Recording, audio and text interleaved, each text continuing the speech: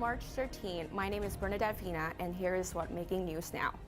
The NDP leadership candidates debated jobs, pipelines, and climate change for the first time. Last night, the four candidates spoke on minimum wage and poor job security as the two biggest problems facing Canadians. Candidate Nikki Ashton demanded to take back the country from the rich and powerful, while highlighting the increasing number of working-class people in Canada from 29% to 44% since 2009. The other candidates, Charlie Angus, Guy Corong, and Peter Julian, talk on the balance between environment and job creation and the future of the party. The Canadian Revenue Agency's website is back up since it went down last Friday due to internet vulnerability. The online service is back on the track. The agency said it took the site down for precaution, not as a result of a successful hack. Canadians won't have any delays on their tax refund since all the returns were processed normally while the services went down.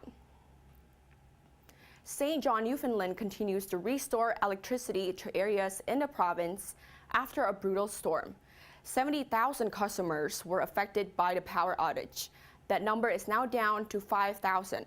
The utility spokeswoman said the storm did extensive damage to the electrical infrastructure.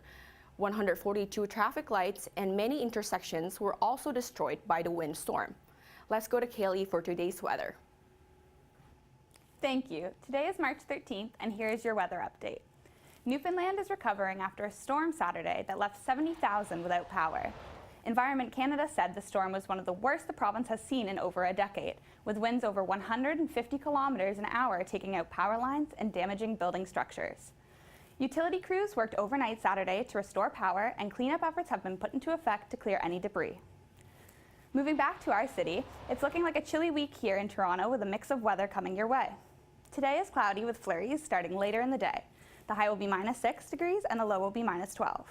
Moving on to the 5-day forecast, tomorrow the 14th, the snow is expected to continue with a high of -7 and a low of -10. Then Wednesday, we'll get a break from the snow with a mix of sun and cloud. The high will be of 4 degrees, and the low will be -11. On Thursday, we're looking at more sun and cloud with a high of 0 and a low of -9. Friday, on St. Patrick's Day, the sun continues with cloudy periods but a mix of snow and rain in the evening, and a high of 1 and a low of -1. Saturday, there will be a mix of sun and cloud with a 30% chance of snow and rain mix. The high will be 4 degrees and the low of -6 degrees. That's your 5-day forecast. I'm Kaylee Netz for skedline.com. Thanks, Kaylee. The new Republican version of Obamacare was released. The plan maintains the Medicaid expansion until 2020. It benefits healthy people with high income, but not so much the sicker with lower income. The replacement will also make it harder for older people to purchase coverage, as they got rid of the age rating provisions. The legislation is made to replace the Patient Protection and Affordable Care Act. It is essentially the Republican vision of the U.S. national health care system. The UK is going full force ahead for Brexit, but Scotland may not join. Scotland will hold its second referendum in the autumn of 2018, only a few months before UK is due to leave the European Union. Scottish First Minister Nicola Sturgeon stated that it would be common sense for the people of Scotland to have a clear options of what comes with their vote as the UK deal becomes clear.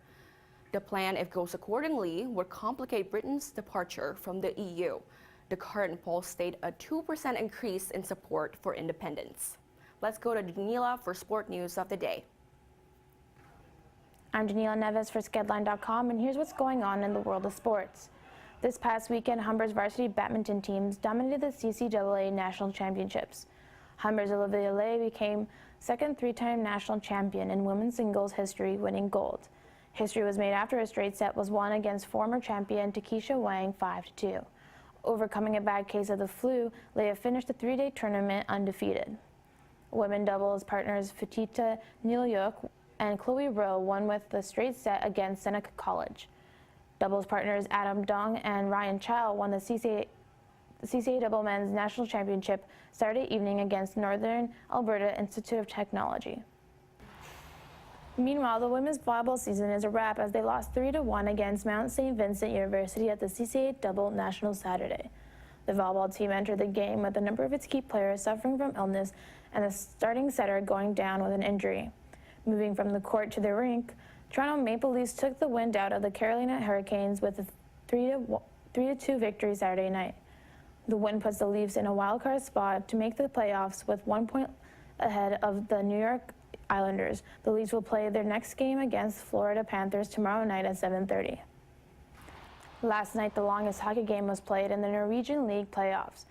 The Storhamar Dragons won with a 2-1 victory over the Sparta Warriors. The game went on for roughly 8.5 hours before Joachim Jensen finally ended with 2 minutes 46 seconds remaining in the 11th period, ending the game at 2:30 in the morning.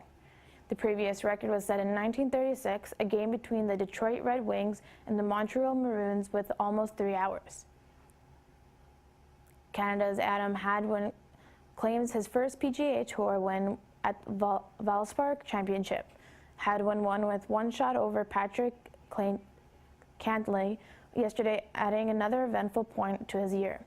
The victory moves him to number 51 in the world and making him eligible for the Dell Match play, except that he'll be getting married that week.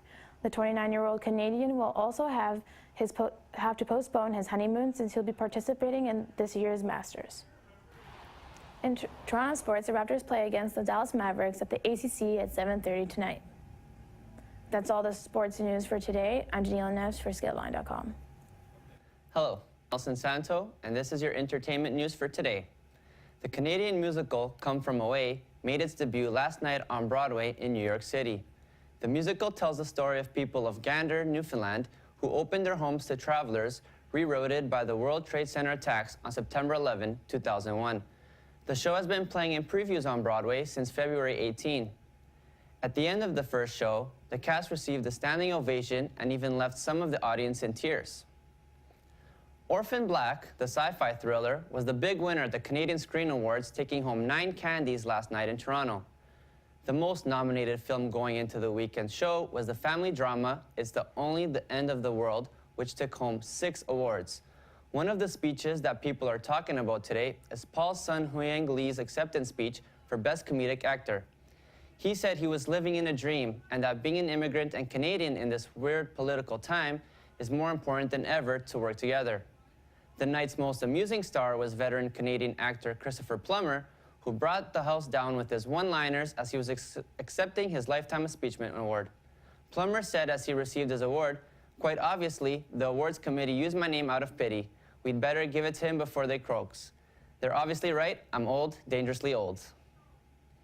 Singer Ed Sheeran will make a guest appearance on Game of Thrones in the 7th series of the show.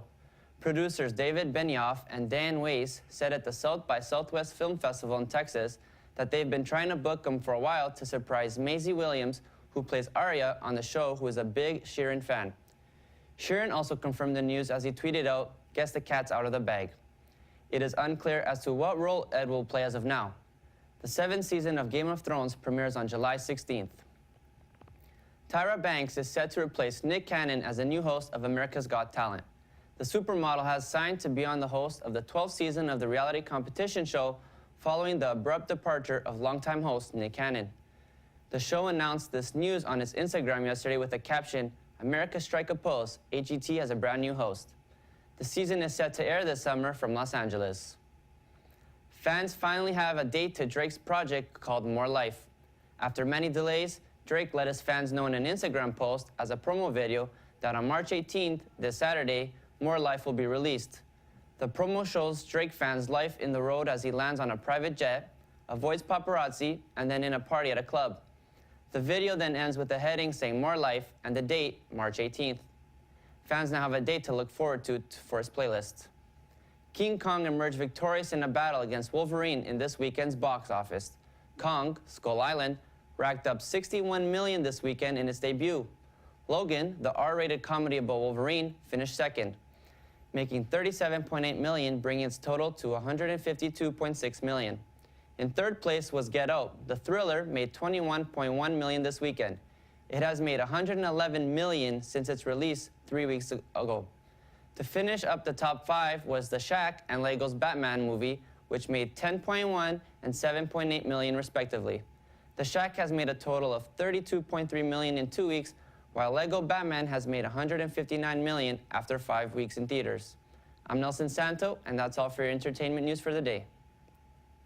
Thank you, Nelson. A new UNICEF report says at least 652 children were killed last year in Syria. According to the report, this number is up 20% from 2015. With more than a third of those children being in or near a school, the figures collected since 2014 represented only verified casualties, meaning the toll could be much higher. In addition to the deaths, more than 850 children were also recruited to fight, with some used as executioners and suicide bombers.